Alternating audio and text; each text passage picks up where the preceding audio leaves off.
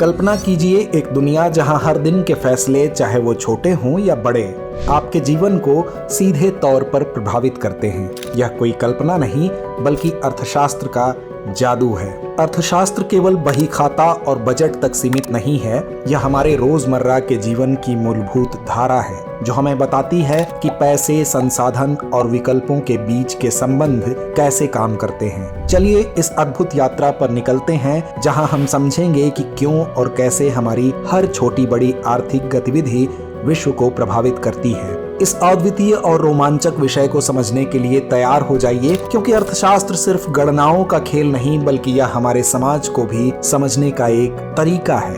Hello दोस्तों, दृष्टि IAS के CUET हिंदी चैनल में आपका स्वागत है।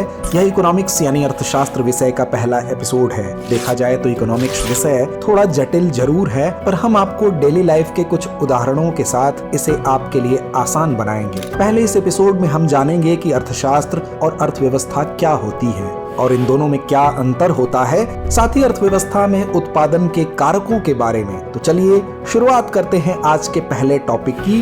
अर्थशास्त्र क्या है?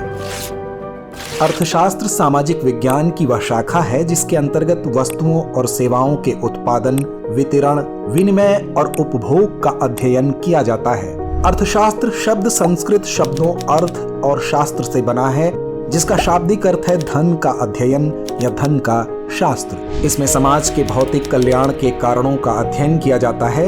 इसमें वे सभी सिद्धांत शामिल हैं जिनका प्रयोग करके किसी देश में दुर्लभ संसाधनों का उचित आवंटन किया जाता है एवं इसका उद्देश्य नागरिकों का अधिकतम कल्याण करना है। यह विषय अर्थशास्त्र कहलाता है। अर्थशास्त्र का जनक एडम स्मिथ को माना जाता है, जिन्होंने 1776 में वेल्थ ऑफ नेशन नामक पुस्तक की रचना की। चलिए अब जानते हैं अर्थव्यवस्था क्या होती है। अर्थव्यवस्था वह प्रणाली है जो यह तय करती है कि दुर्लभ संसाधनों का उपयोग कैसे किया जाए ताकि वस्तुओं और सेवाओं का उत्पादन और उपभोग किया जा सके। इसमें किसी क्षेत्र विशेष में संसाधनों का नागरिकों को आवंटन इस प्रकार किया जाता है कि उनका अधिकतम कल्याण संभव हो सके, अर्थव्यवस्था कहलाती है। इस व्यवस्था में धन की मुख्य भूमिका होती है और अर्थव्यवस्था शब्द किसी क्षेत्र विशेष के नाम के बिना अधूरा है, अतः पूर्ण शब्द है भारतीय अर्थव्यवस्था।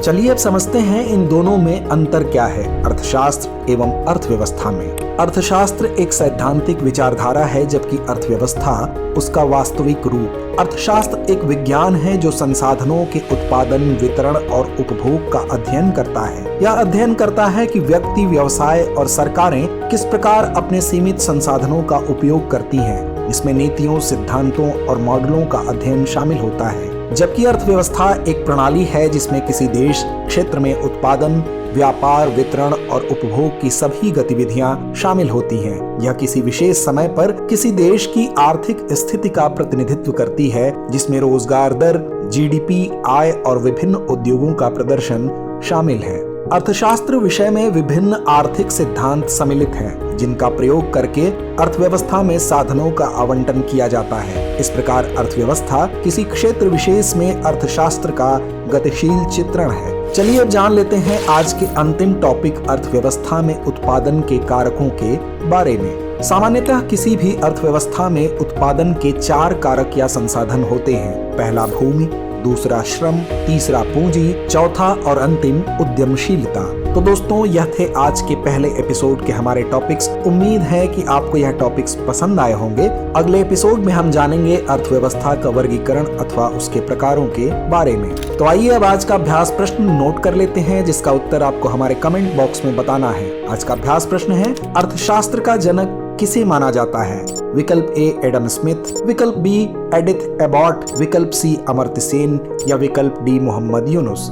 जाने से पहले चैनल को लाइक और सब्सक्राइब करना ना भूलें। धन्यवाद।